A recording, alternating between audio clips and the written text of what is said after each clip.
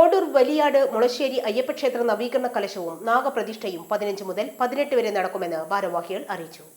1000 വർഷത്തോളം പഴക്കമുള്ള ക്ഷേത്രത്തിന്റെ പുനരുദ്ധാരണ പ്രവർത്തനത്തിന് നേതൃത്വം നൽകിയ പുനർജനി ചാരിറ്റബിൾ ട്രസ്റ്റിലെ ജീവകാരുണ്യ പ്രവർത്തനങ്ങളുടെ ഉദ്ഘാടനം 18 രാവിലെ 10 ഉബൈദുള്ള MLA നിർവഹിക്കും.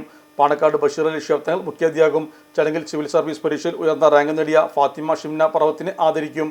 തുടർന്ന് വിവിധ ധനസഹായങ്ങൾ വിതരണം ചെയ്യും. 11 സമൂഹ സദ്യ നടക്കും. വിവിധ കലാപരിപാടികളും അരങ്ങേറും. വാർത്താസമ്മേളനത്തിൽ ട്രസ്റ്റ് സെക്രട്ടറി ക്യാപ്റ്റൻ വേലായുധൻ ഉണ്ണി, സുരേഷ് കുമാർ, ശ്രീനിവാസൻ, സജീന്ദ്രൻ, രാമചന്ദ്രൻ എന്നിവരും സംബന്ധിച്ചു.